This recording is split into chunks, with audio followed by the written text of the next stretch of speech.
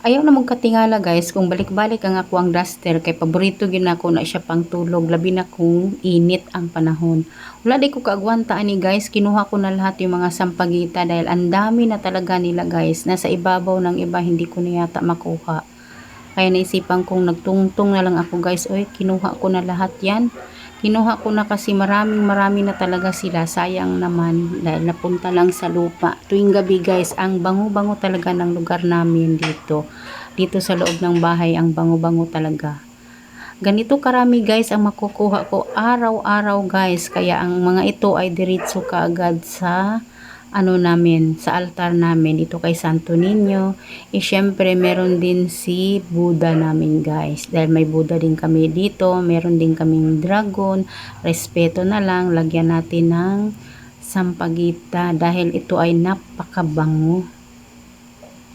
Nagtimpla na rin ako ng juice dyan guys kasi ang init-init talaga. Ang init-init pero medyo maulan na hindi mo maintindihan. Kung sa Bisaya pa guys ba, maalinsangan kaayo ba, alingiing kaayo ang adlaw. Gilaay jud ko guys. Kay gilaay man ko guys na ako'y nakita sa YouTube kung paano mag-ano ng halaman. Yung bang para bang jungle. Kaya naisipan kong gayahin. Kaya meron naman akong malaking pot dito na cup and saucer. Tapos ginaya ko talaga siya guys.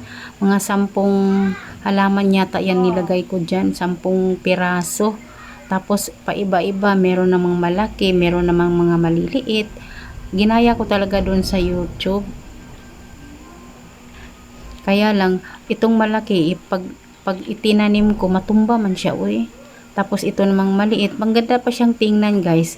Kasi nga, hindi pa puno. Parang arrange pa ako ng arrange guys ba. Pero yung nakikita ko doon sa YouTube, ang ganda-ganda niya talaga. Kaya naisipan kong gayahin.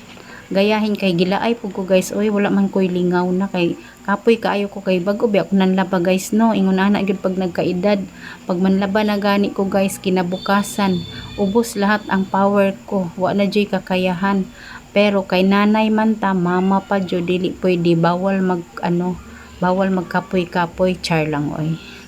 Sa akin na yan guys oy, pero magpahinga ako, wala may magbuot og magpahinga guys no. Pero ito nga patuloy pa rin akong nagtatanim guys oh. Nag-effort talaga ako dyan. Kinuha ko pa yung mga na puti na bato. Kasi may puti din na bato yun eh. Tsaka may decolor. At meron pa yung parang jungle talaga guys. Kasi nga meron pang elepante yun nakikita ko. Elepante na laruan ba. At meron naman kami dito. Kaya ginaya ko talaga. Tingnan nyo guys ang result. Oh, ayan, nilagay ko pa yung parang maliit lang na may mga pangalan dyan eh. Ang pangalan lang pagkaalam ko is snake plant.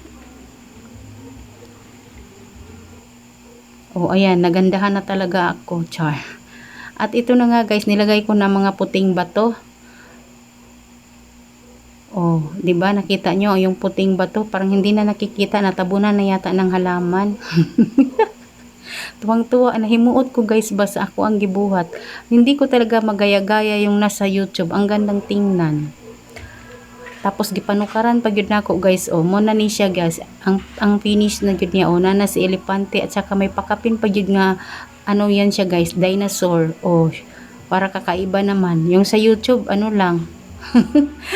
Elephant lang. Sa akin talaga may kasama pang dinosaur. Oh, ayan, ano sa tingin nyo guys? Maganda na ba? Okay na ba siya diyan? Kasi itong pot na ito dito talaga ito guys sa sa table namin.